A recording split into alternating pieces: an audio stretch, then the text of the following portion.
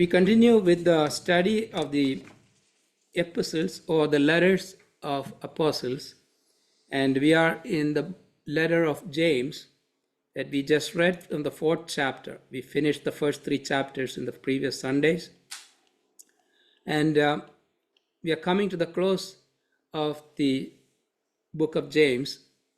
It's just 5 chapters. We'll finish it up next week. He is giving us practical wisdom to live, advices of practical wisdom to live out our lives as in a Christian path. In the beginning, we talked about faith without works is dead. That's what his basic theme is. We have to show our faith through our works. Then we talked about how our actions display our witness to the Lord. Also, he talked about our tongue. Not only actions, but also our words display who we are. And our actions and our words are very important. And we talked about that in the previous Sundays. Here he's talking about the divisions that we have as people when we live together as a community. It happens everywhere, not just in church, not just in social gatherings. It happens in politics a lot. We have quarrels and fights everywhere in every aspect of our life. Even in our homes, families, we have quarrels and fights. What causes fights and quarrels among you? That's what he's asking in this first chapter, first verse. What is the cause of quarrels and divisions and fights?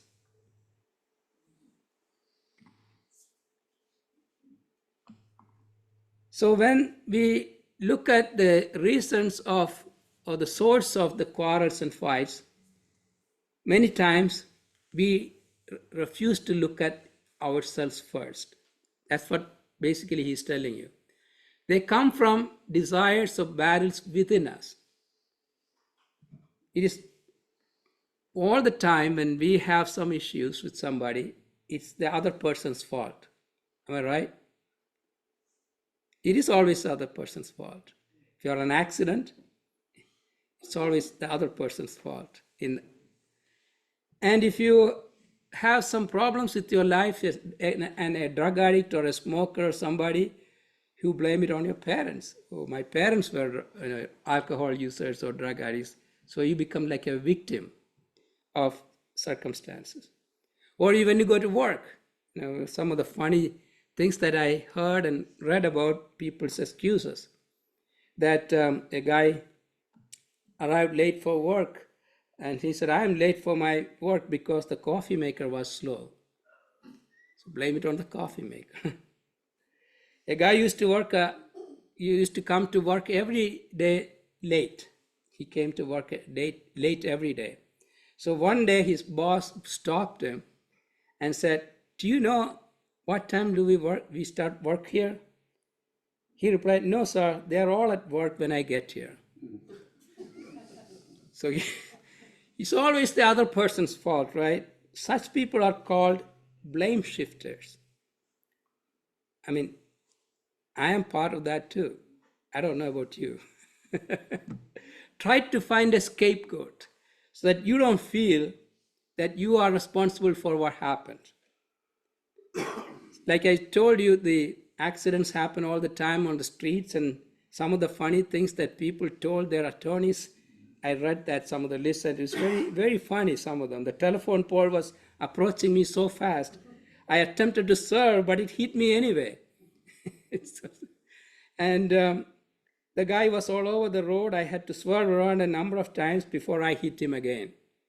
So these are the things that people try to deflect the responsibilities that coming on us. And you always know the famous saying, the devil made me do it. The devil made me do it. I think you have heard it before. It did not start recently. This started in the Garden of Eden. Right from the beginning of creation, when God made man and woman and placed them in the Garden of Eden to tend it and keep it, to be in love with God. The devil came there in the form of a serpent. And then you know the story, they ate the forbidden fruit because the devil tempted them and they lost in it. and the woman ate first. But when God came and questioned them, Adam, why did you do that? He questioned Adam first. And then Adam said, the woman you gave me made do it. And then the woman said, the serpent made me do it. So this is what the devil made me do it started from. None of us wants to take any responsibility for anything bad around us.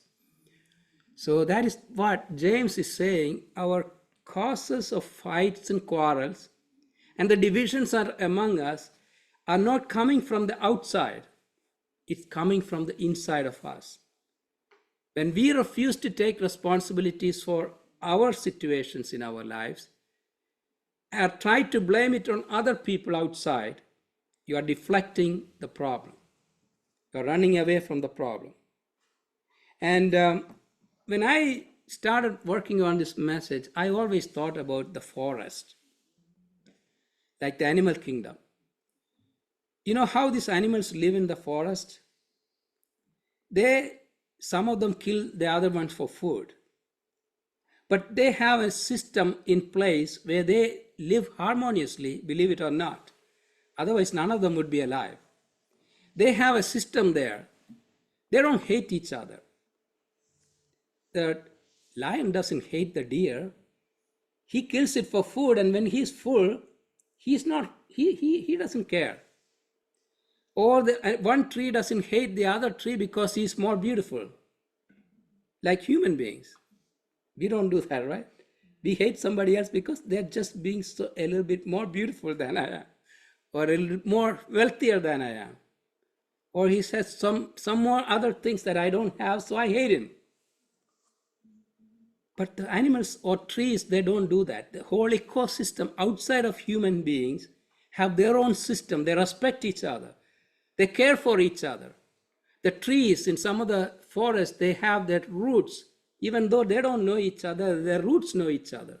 They intertwine at the bottom of the soil so that when the big storm comes, they'll be held together by the roots. That's the reality in the forest system. So I looked at it a little bit and said, God created everything so beautifully, and they're all working the way exactly God wanted it to work, except God made us in his own image and gave us the freedom to do our own will, and we messed it up. That's what all the causes of the division and the quarrels are. The forest teaches us a lesson of coexistence. It's not competition alone, but it's about connection. We need each other. We need to connect with each other. Harmony is possible when we learn to live with one another just as the animals do in the forest.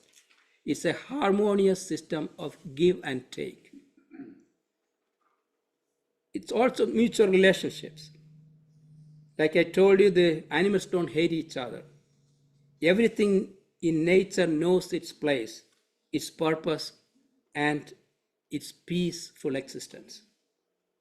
But when it comes to humans, we often find chaos, conflict, destruction. Even the other systems are thriving in unity. We are dividing ourselves in divisions and fights and quarrels. Why is it so? Mark Twain said, I think I have said this before, I built a cage and I put in a dog and a cat together. After a little training, I got the dog and the cat to the point where they lived peaceably together. Then I introduced a pig, a goat, a kangaroo, some birds, and a monkey. After a few adjustments, they learned to live in harmony together. So encouraged was I that I decided to add 2 humans into the cage. And in a very short time, there was not a single living thing left in the cage. It was a joke that Mark Twain said. We know how to mess up things that are beautifully set up, don't we? A good family can be beautifully torn apart by one person. It's mostly from the inside. So we have to look at our inside to see why these things are happening, that God wanted us to be peaceful, loving and caring and compassionate people, beautifully made in the image of God, to live peaceably together. We cannot do that. Fights and quarrels and wars, killing millions and millions of people, even now. When are we going to get out of this? Until we find ourselves to be at peace with ourselves. Look in the inside and see what is my role in these divisions that are happening. We have hatred towards each other, terrorism and fears, murders, all symptoms of a deeper disease within our heart. That is the sin and the loss of love that we lost because of the sin that we have. So James gives us a bold answer here that the problem is not outside, it is often inside. When God created everything, remember that? Somebody interestingly said this. God rested after every creation because it was beautiful. That's what we read in the Bible. God created the heaven and the earth, and he saw it was beautiful. The first day he rested. Then the second day he created the animals and all the other stuff, the fish of the sea and all. Then he rested. He rested after every creation. That's what we read in the Bible. Then he created Adam by his own hand, and then he rested. Then later on, then he created Eve, and he never rested since. That's what happened, right? God gave us a partner to live with, to harmoniously live together, and the whole thing changed because God intended us to be living together as one body, Adam and Eve. They violated God's principles, and then the creation is now cursed because of that. So God has not given us hope from us. He gave us his love and care and compassion again through his Son, sending his Son to redeem us from this situation. So James doesn't point out that it is hopeless, but he is saying that there is hope beyond that, because God doesn't forsake us in our situation. And marriage is a wonderful thing that God has given us. Another example, that we have to harmoniously live together for the rest of our lives. Is that what happens? Yes. More than 50% end up in divorce. It is because we cannot get along with each other. We cannot take and give respect. I just read that if you lose first marriage, usually you will end up in 3. I don't know if it's true or not. First marriage is 43% failure. Second marriage is 60% failure.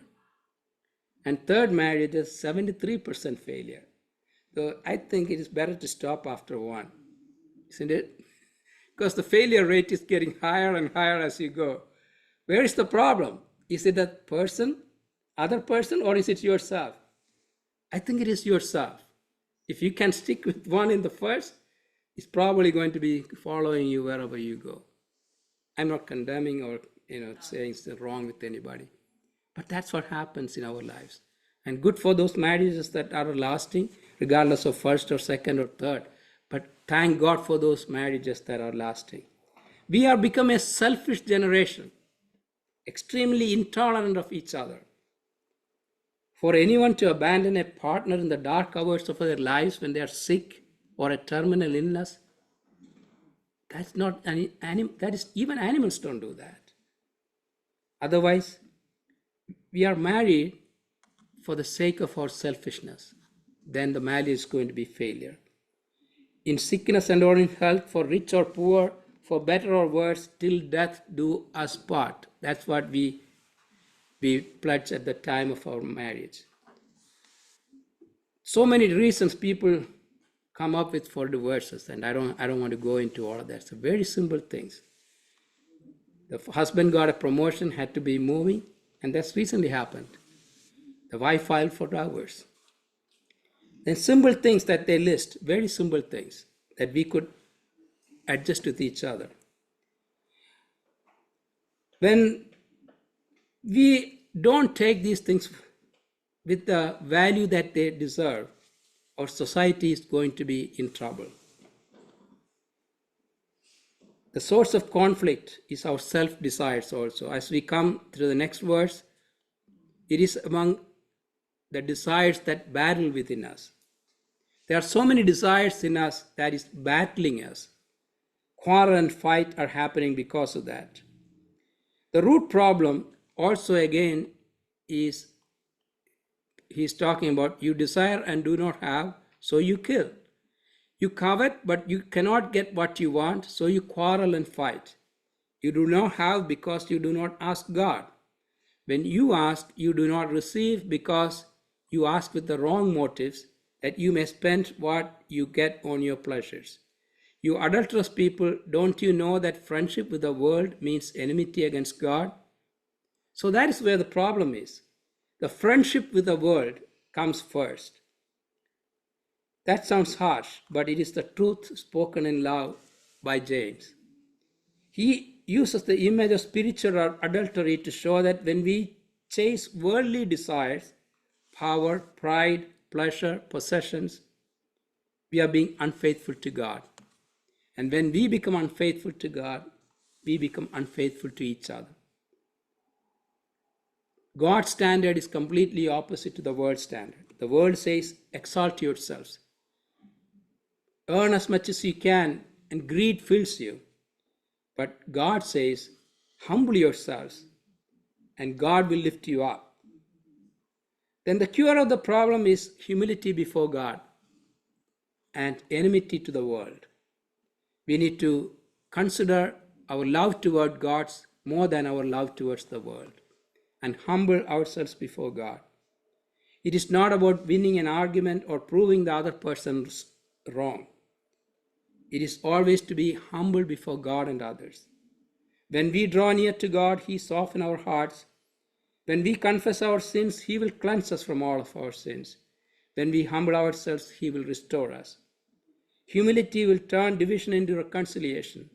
Submission turns chaos into peace.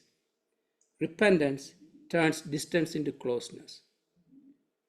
And the path forward is to be humble before God and others.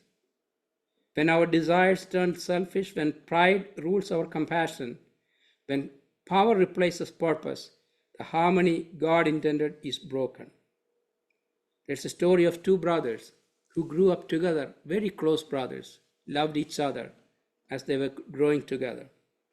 They were growing together in a farm, a big farm. And when they grew up and the parents died, they got married and they had their own families. Still they lived together in the same house, a bigger house that they built. Two brothers and their families harmoniously lived together. But eventually, one day a small argument, a misunderstanding, grew between the wives of these brothers. And it was escalated to the husbands, the brothers. And harsh words were spoken, and brothers stopped speaking to each other. One morning, the older brother found a carpenter, and he brought the carpenter and told him that I am going to build me a house on the other side of our land and build a fence between us so we can move on to our lives with the rest of the time without speaking to each other. But the carpenter knew exactly this family's situation and the history. He built the fence and built the house for him. But also he did, before he finished, he built a bridge across the two houses as part of his work. And the younger brother saw that the older brother's carpenter not only built a new house, but also built a brother. He said, my brother still loves me.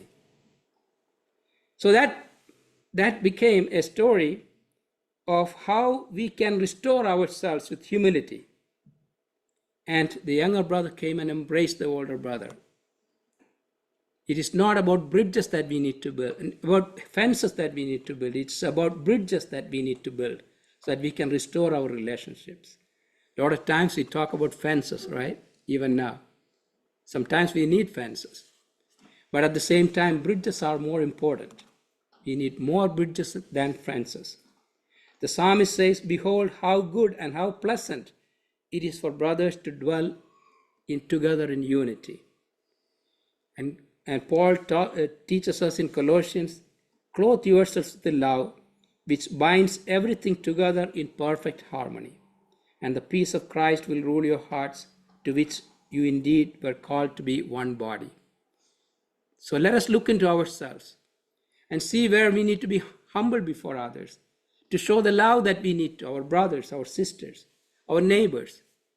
There is no place for hatred in a Christian faith. We are to love everyone, even the enemies. May the good Lord bless us with these words as we go from this place, to show his love and care and compassion, and humble before God and humble before others, so that we can have a harmonious and peaceful society as we live.